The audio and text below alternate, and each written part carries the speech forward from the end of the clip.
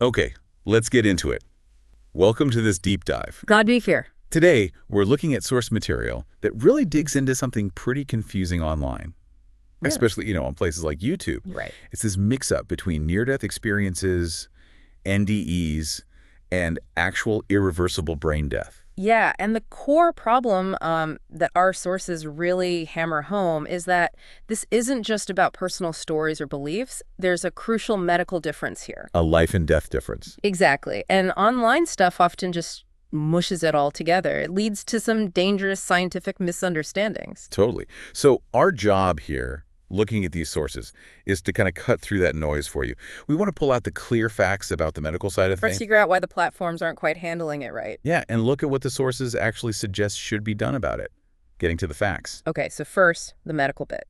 What the sources stress is the definition of brain death. It's absolutely key. What is it specifically? It's the irreversible loss of all brain functions.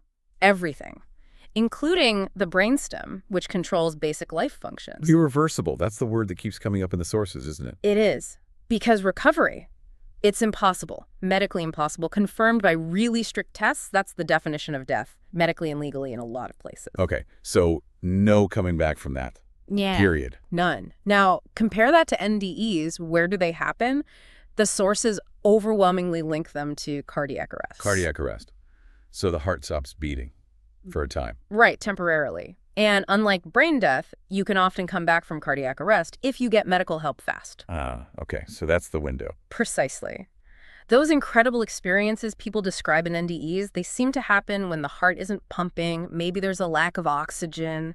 It's a critical state for sure. But potentially reversible. Potentially reversible, that's the crux of it. So if you see a viral video, someone talking about returning from death after an NDE, Chances are, according to these sources, they recovered from cardiac arrest, not irreversible brain death. and the big problem the sources highlight is that online content, like on YouTube, almost never makes that super important distinction clear. Which leads to the next big question the sources sort of wrestle with. Why aren't these platforms doing more? Right. You'd think they would.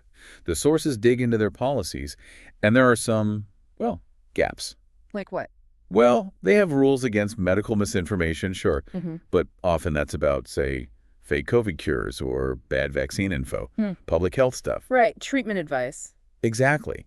But a personal NDE story, even if it implies someone came back from brain death, it often slips through because it's framed as, a personal experience, not direct medical advice. And that focus just on treatments rather than basic biological facts like what death actually is. The sources see that as a major blind spot. Yeah. And then there's just how platforms work. Let's face it, sensational stuff gets clicks. Engagement is king. NDE stories, whether they're presented accurately or not, they perform well. Creators can make money from them, even if the story contributes to this, medically wrong idea about death. And a really critical failure the sources point to is the lack of mandatory disclaimers. Just nothing requiring creators to say, hey, this happened during cardiac arrest, not brain death. Even if YouTube has general health guidelines, this specific context isn't mandated. It's a huge gap. So, okay, the sources identify the problems. What do they propose? What concrete steps do they say YouTube, for instance, should take? They've got some pretty clear recommendations. First, better moderation. They need to update policies to specifically target misrepresenting death. Oh. Like flag or maybe even remove content that straight up implies someone recovered from irreversible brain death. Perhaps bring in actual medical experts to help review flagged content. Getting doctors involved makes sense. What else? Disclaimers. Mandatory ones. The sources really push for clear text overlays on these videos. Like what kind of text? Something unambiguous like, this experience likely occurred during cardiac arrest, a potentially reversible condition, not irreversible brain death. They even suggest platforms could add these automatically, like they do with fact checks sometimes. Wow. Yeah. A clear label like that could change understanding instantly. What about the money side? Adjust the incentives, demonetize channels that keep pushing the confusion after they've been warned. Hit them where it hurts, basically. And also tweak the algorithms.